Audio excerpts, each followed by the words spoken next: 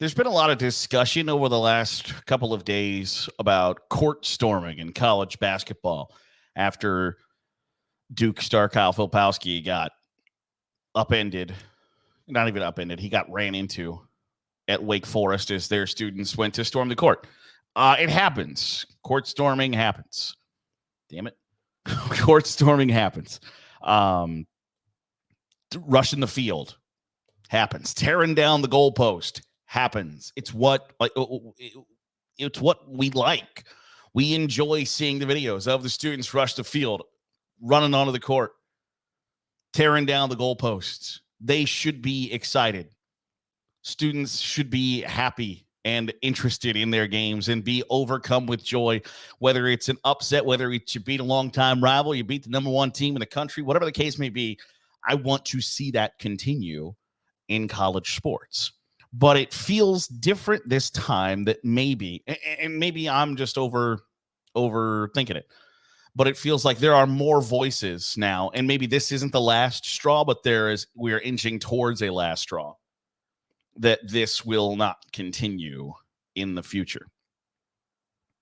And I don't know how I feel about it, because I agree on one aspect that, like, well, you can't rush the court in an NBA game. Yeah, I get that.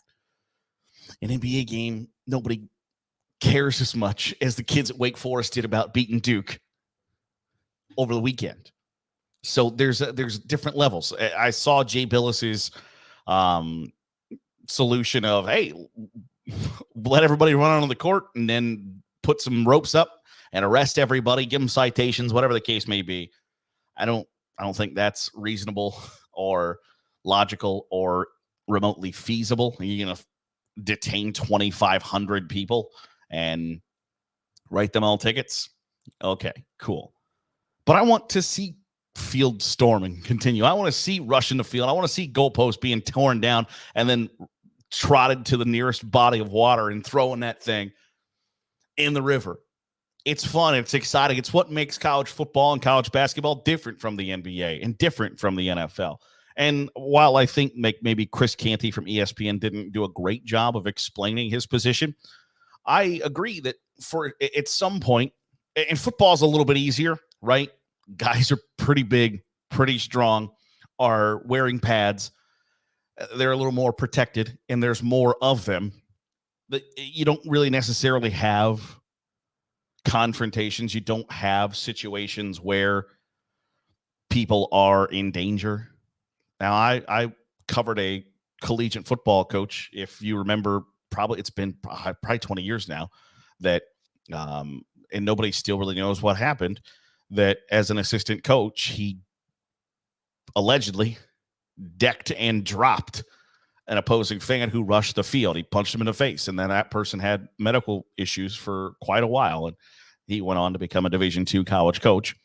And he was a nice guy. I enjoyed chatting with him a lot, but that happened. That marred his college coaching career. That there are people that would tell you that he was going to be a Division I head coach and would have been a great Division I head coach, and his career got sidelined. And you had the Alabama thing a few years ago with Tennessee, that, you lose your cool. And so things happen. I get that. But I don't want the idea that because a basketball player got injured, and I think it's cynical, but I believe that Kyle Filipowski has some responsibility in that situation of, if there are hundreds of people running at you, to just stand there. Or I think he kind of goes to shove somebody and sticks his leg out and gets hit. And now it comes out, he didn't have an MRI, didn't have an x-ray. He's walking perfectly fine, no limp. In that moment, I'm certain it's scary. I'm certain that being an opposing player in that situation is probably really an uneasy feeling, that there is a wave of college kids, probably a good portion of them over the legal limit, their blood alcohol content, rushing at you after they just beat you. I'm certain there is an uneasy feeling that comes with that. So make no mistake about it. I don't envy Duke being in that spot. But I also think that Chris Canty from ESPN earlier today on First Take saying, like, he's kind of walking around like it's a stroll through the quad. I think he's correct. I think he acted as if I can just walk here and this mad rush of people is going to respect my personal space. I don't think that was likely to happen.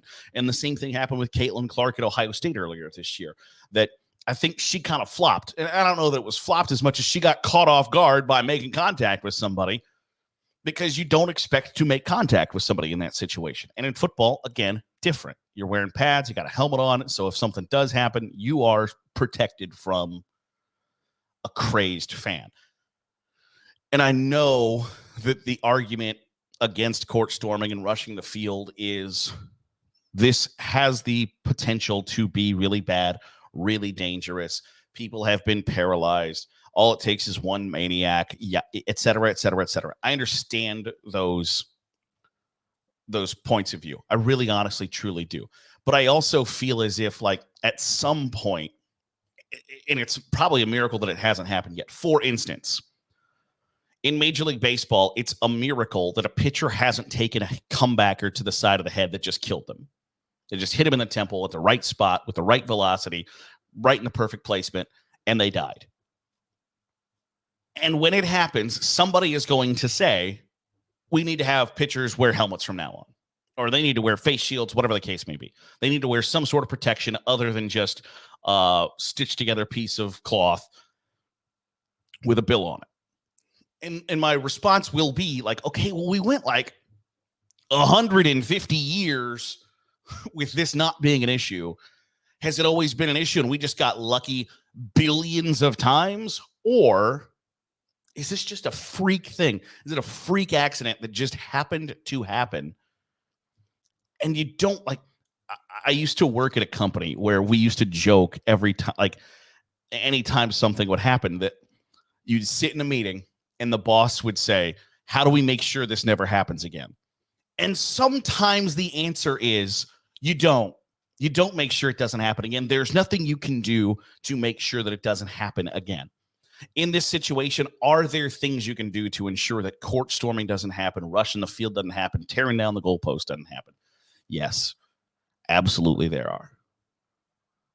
But do I want to live in a college sports landscape where there is no more court storming, there is no more rushing the field, there is no more tearing the goalpost down? I don't. No, I want to live in a world where that exists. Now, I'm not going to be a court storming police, but every once in a while you see one, it's like, oh man, you're supposed to be a blue blood. What the hell are you storming the court for? But it's fun. They're college kids that are 18 to 23 years old. If they want to run out on the field, who cares? As long as the overwhelming majority of interactions don't even include interactions with the other team. Now, every once in a while you get, somebody who's overserved and a little pickled and might say something to an opposing player. But at the end of the day, does everybody have a responsibility to make sure that situation kind of goes off without a hitch? Yeah, I think so. Because it's really easy to point blame at, like, I think you could argue that saying Kyle Filipowski shouldn't have been walking around like he was going for a stroll on the quad is victim blaming. And you're right. You're 100% right. Absolutely 100%. That is blaming somebody who had something happen to them that people rushing the floor had no business being on the floor. That is in a perfect world. In a perfect realm, Kyle Filipowski should be able to slowly jaunt off the court in whatever motion and manner he wants. But it wasn't a perfect world. There were hundreds of people rushing at him. And what did he do? Acted as if they weren't there. So is there some responsibility to be shared by the students rushing the floor, the arena security, arena facilities people, the Duke players, the Duke coaches, the Wake Forest coach? Yes, all of those people bear responsibility for the situation. Just like when you rush the field, stadium security is responsible for who should and should not get on the field and whether or not the goalpost should or should not be pulled down. But I feel as if this time is slightly different, that there are more dissenting voices saying court storming has to stop, rushing the field has to stop, tearing the goalposts down have to stop. And there's been measures put in place to try to stop it, right? Like you see the SEC say, we're going to fine teams that allow their fans to rush the field. And then like Tennessee turned that into a fundraising opportunity of, hey, we just beat Alabama. We're going to get fined. We need your cash, which I'm certain is not the way that the SEC had ever intentioned that rule to be put in place. Was, hey, we're gonna send you a bill for your kids rushing onto the field. And then Tennessee's like, well, we're going to raise $1 million off of that. So thank you. I've seen some quasi solutions because everybody has this idea of, you want to stop it right now? There's one way to do it. Here's how you do it. And I get that. I've seen the idea of like, you know what? Find them and put that money into the opposing school's NIL collective. Would that stop court storming? Probably not, because those kids don't give a damn. You think they care? If you're rushing the field at a college football game, do you think these people are thinking logically, going, wait, everybody, no, don't step on the field. That's going to go to $250,000 to the opponent's NIL fund. No, they don't care. And you could argue, you can put the rope up. If you put a rope up, they're not going to rush the field. Listen, there's a sad reality of when you go to a game is that there are, depending on the game, depending on the sport, depending on the situation, a roughly 5,000 to 1 discrepancy between average fan / potential hooligan, insecurity, cops, security guards. It's about 5,000 to 1. So you can argue about whatever you'd like to say, this is going to be the deterrent that's going to stop court storming, to stop rushing the field. It's not going to be that, because you just frankly don't have the manpower or the firepower to deal with the sheer amount of people that, if they get into a mob mentality or whatever the case may be, you don't have the ability to contain them. And that's just the reality of the situation. So you can say whatever argument you'd like, unless your argument is, we're going to have in addition to having an ambulance on standby at every game, we're going to have a tank on standby to roll in there and start turning people's faces into hamburger meat if they get on the field. Your solution is not going to work. You can, whatever finding, like the college kids who are going to storm the court, rush on the field, are never in a million years going to be like, wait a minute, think about the school's finances before we run out. It just is not going to happen. So stop it. The people who are rushing the field, storming the court, already are not thinking logically. So whatever logical solution you have to fixing this problem, that I don't think is a problem, is not going to work. But I do think that there is this ball rolling towards maybe increasing the fines, increasing the security, increasing the consequences for running onto the field, storming the court, whatever the case may be. And if that goes away, I'm not going to cry about it. But at the same time, it is what differentiates college sports from professional sports. And I don't want college sports to look at professional sports and go, man, if only we could be more like that. Because that ain't the way.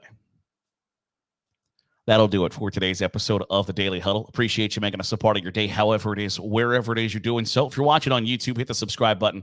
Make sure you're getting all the great college football content that we're pumping out here on Saturday Glory. If you are listening on the podcast feed, drop a 5-star review. It goes a long way in helping out the channel. I'll see you tomorrow here on the Daily Huddle with Saturday Glory.